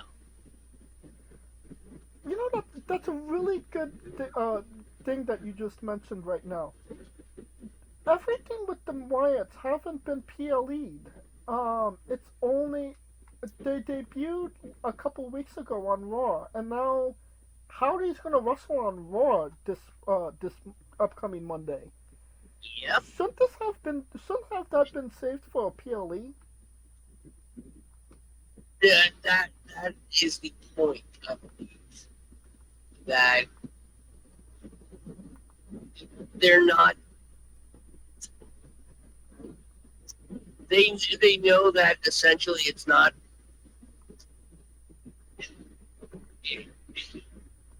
It's a bigger benefit if it's on television as opposed to appealing. I feel like it's devaluing a big star, or the prospects of it being a big star.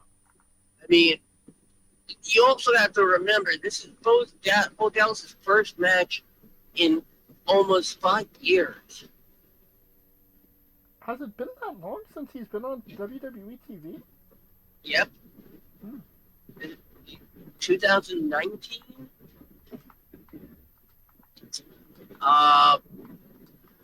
So yeah, you're not gonna. Do you make his first match back? Really, a pay-per-view when he's carrying really one of the biggest stories on TV at the moment? I mean, you could also make the argument that Braun Breaker has was in one of the bigger TV storylines, and he won the championship on a PLE. Yes, but after he lost the first time. Also on a PLE. Yeah, but he also needed 2 out of 3 falls. True, but I mean, I feel like that was just to get. Oh wait, the 2 out of 3 falls match was on Raw. Yeah, but that was kind of only done, I feel, to get Sami Zayn out of the title picture. Yes. So, but by that logic, it should be Cody and Solo again.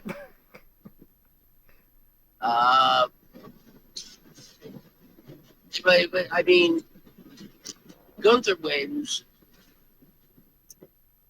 Right. The question is, where do they go from here? Because I don't need to see Randy Orton and Gunther again. Right. I mean, one of the stipulations is if Randy wins the title, he gets transferred to Raw. So I mean, this was basically, you know how WWE made a build up for the Saudi Arabia shows where it was like its own capsule of a show. Yeah. It kind of feels like that was done for this show. Well, it's like, well, we just did SummerSlam. Oh shit, we have a show in Germany in a couple of weeks. Not necessarily a big event, but a first ever event. This is kind of like a supersized live event at this point. It isn't necessarily a, premium live event with major implications involved. You know what I mean? Yeah. This is essentially a throwaway. So I'm not expecting a lot to come out of this other than Punk gets a W on McIntyre, and the Judgment Day's rivalry gets furthered by all of this crap. Everything else is kind of, oh, well, we need a championship on the show, so let's give Cody and Gunther something to do. So Yeah. Alright, so an agreement, Gunther for the W. Yeah. I don't think we've ever been this in sync on a card for quite some time, if ever. Oh, well, there's now only one place for us left to go. The backstreets. We were once boys, now we are men. Alright, that will conclude our coverage of WWE Bash in Berlin. Join us in 2 weeks as we do a full review of the show. Until then, that will conclude this episode as a whole. Thank you for listening. If you like what we're doing, please like, subscribe, comment, both on YouTube and Castbox. This was, of course, sponsored by Rogue Energy and Player One Coffee. Join us this Monday as we interview Finn Corso, a German from Germany. So we are very much on topic. Andrew Cass on Tuesday and Johnny Pierce on Wednesday. Follow the show at Wrestling with E, both on X, Twitter, and Instagram for information on who we're interviewing, when we're interviewing them, links to those interviews, and so much more. Follow me personally at JamesJ993. Where can we find Scooter? As always, follow me on X. Scooter doesn't always remember to ask yourself any 3 questions. What is because of me? What is because of others? And what is because? If you can answer those 3 honestly, then you can do anything in life. Take care, dearies. You're doing so well. For Coleco Yachts and Scooter Dust, I am James J, and this has been Wrestling with Entertainment. Hey folks, this is the Colossal Mike Law, and you are listening to Wrestling with Entertainment. Enjoy the show, support these guys. We appreciate it very much. We'll see you at ringside.